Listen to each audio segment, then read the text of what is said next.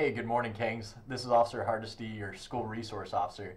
I'm going to be talking with you this morning about school safety and a new protocol called ALICE.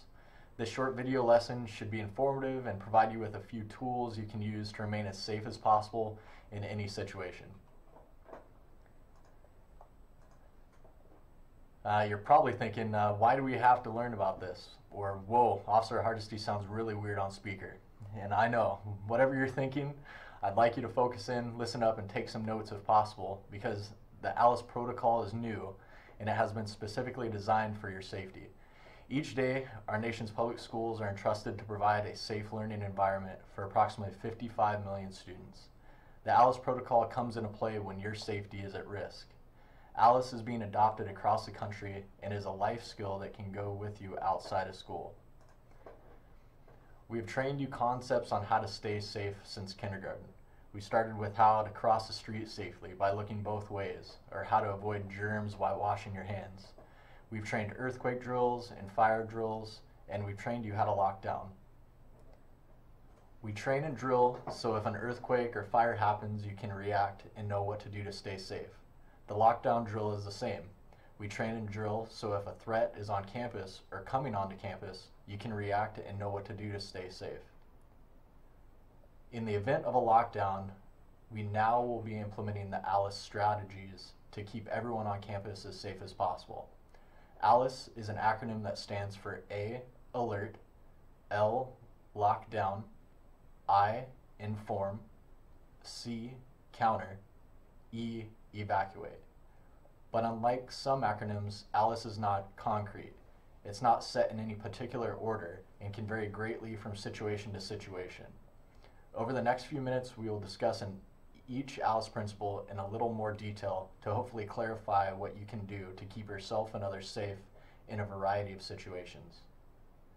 The A is for alert, which means that we are alerting police and others to the fact there is a threat on or off campus. If you see something, say something. If you can call 911, call 911.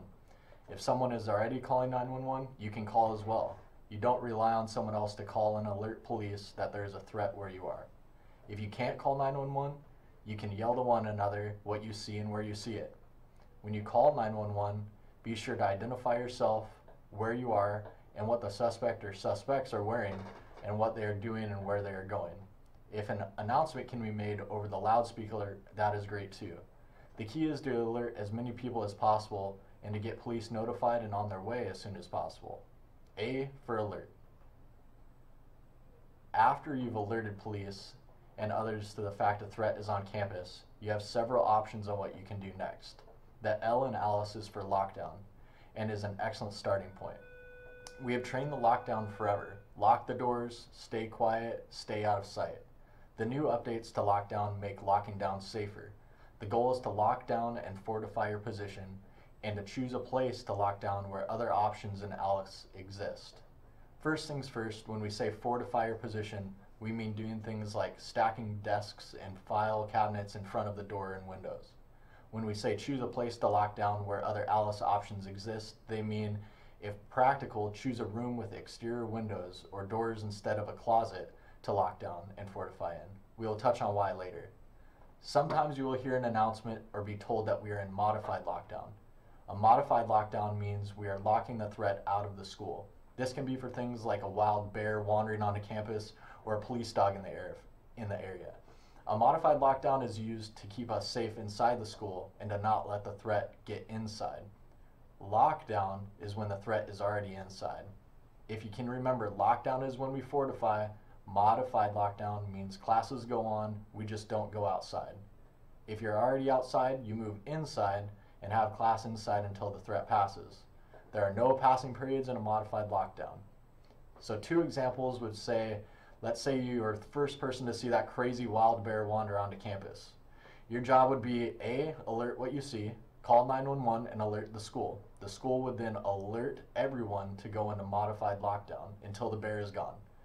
You'd move inside or stay inside until all clear is announced over the loudspeaker.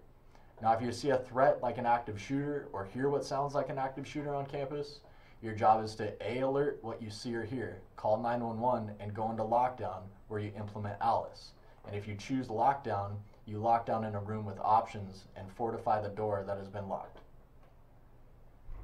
After the C comes I. I in Alice is for inform. Inform 911 and others what you are hearing and seeing and where you are. If access to a school-wide announcement is possible, that is great, but it's not required. The I helps law enforcement go to the right place, looking for the right thing when they get here. Our school is big, so if you're able to say you're in 2 West or out in the pods, that helps. If you can see what the threat looks like or identify it, that's great too. Just stay on the phone with 911 as long as possible. The more information, the better. If everyone calls, that's fine too. 911 can handle all of our calls. The more real-time information, the better. C is for counter. Counter is when the threat has been brought to you. I'm not saying to go out and look for the threat to counter. Counter is when the threat has come to you and you're unable to escape or avoid it. If this happens, countering is to make yourself a hard target. Move towards the exits while making noise. Run low and from side to side. Pick up a chair, laptop, desk, book, fire extinguisher, and disrupt the threat by throwing them at them. If you have a large group, you can swarm and overwhelm the threat. This is the worst case scenario. This is why earlier I talked about locking down in a room or area with options. That's because E is for evacuate. If the threat is coming towards you, you have the option to run away. If you have locked down in a room and fortified the door, but hear the threat getting closer, this is a good time to evacuate your position. This can be through a window or door or whatever it is to get yourself out and run away. When you run to a safe place for you. There's not a designated area on campus to run. It is run to a safe place for you. You can call 911 and let them know where you are after or while you're going. While running, you can make yourself a hard target by getting low and moving from side to side again. In a lockdown, a teacher or staff member may give you instructions about what to do, but if there's not an adult nearby, you can decide by yourself what to do. These principles also go with you in life. If you're at the mall or at the movies, you can implement Alice and make decisions on what to do by yourself or with your friends and family for your safety. So for a quick recap, A is alert 911 and others to the threat. L is lock down and fortify your position. I, inform, keep 911 and others updated with information. C, counter, make yourself a hard target and counter the threat. E, evacuate to a place that is safe for you. Modified lockdown means stay inside, keep the threat out, and lockdown means implement Alice.